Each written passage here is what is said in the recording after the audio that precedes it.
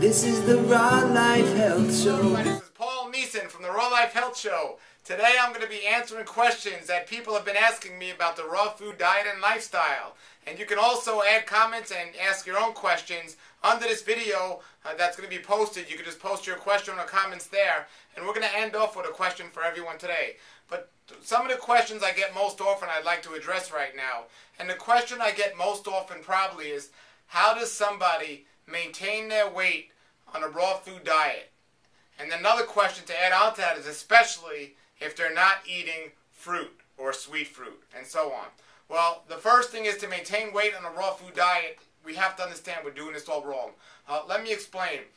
When I was very sick with inflammatory bowel disease, I was trying to eat more food to put on weight, but I kept losing weight and losing weight. The colon was inflamed and I wasn't able to put on weight, and it seemed like the more I ate, the more weight I lost. It was going against everything I was trying to do.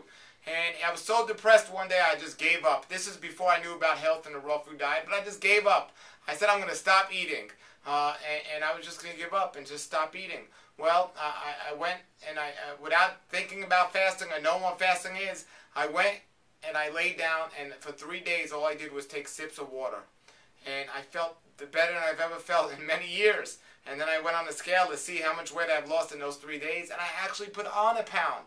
You see, sometimes you have to rest the body and let it heal before the weight will come back. And I was eating so much and then starting to eat more fattening foods and high calorie foods trying to put on the weight, but I wasn't giving my body a chance to rest and do its job.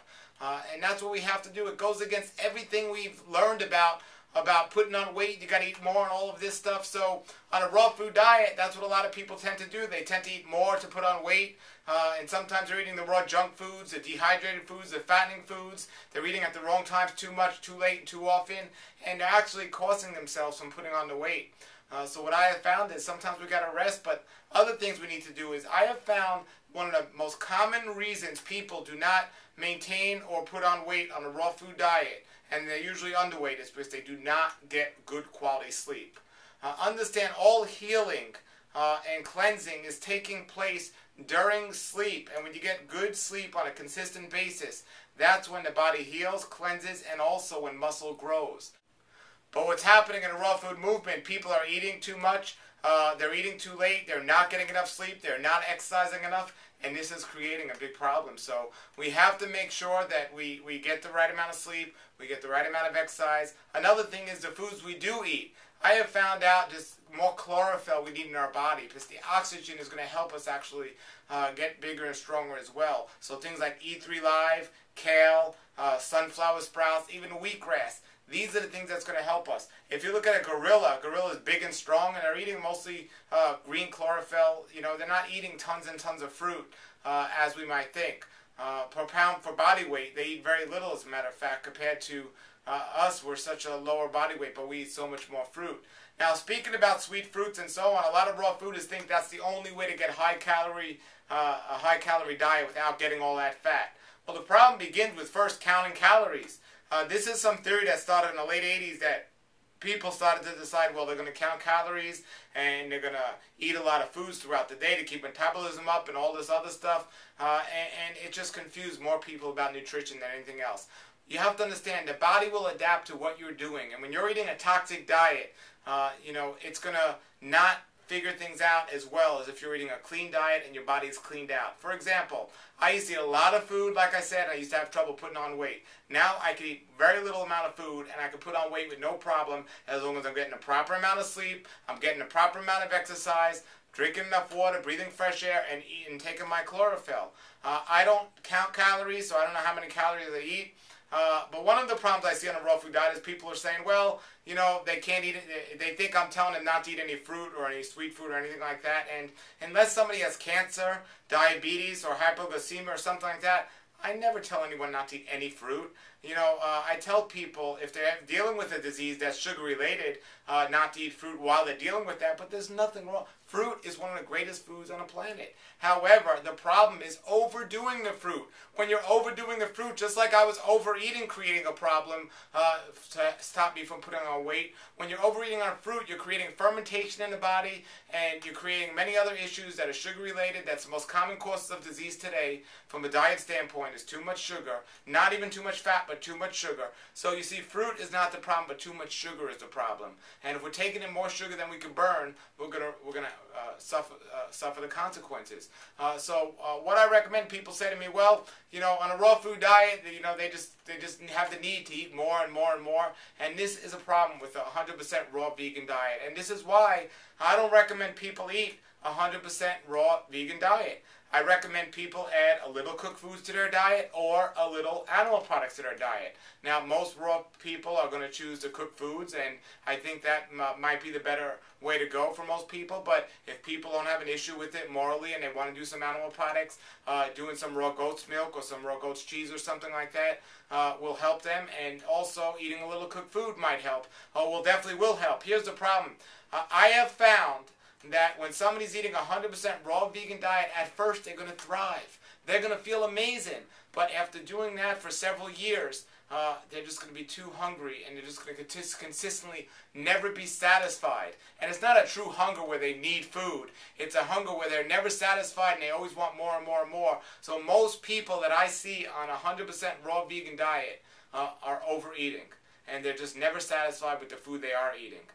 That's most people, not all people. But I also know that there are very few people out there that are truly on a 100% raw vegan diet and not thriving and thriving. And if you don't take my word for it, look around, and where are they? There are some people doing it for a couple of years, and that's fine, but most people aren't doing it for long term. Again, if you're overcoming an illness, going on a 100% raw vegan diet is wonderful. It's a great way to cleanse and get rid of that.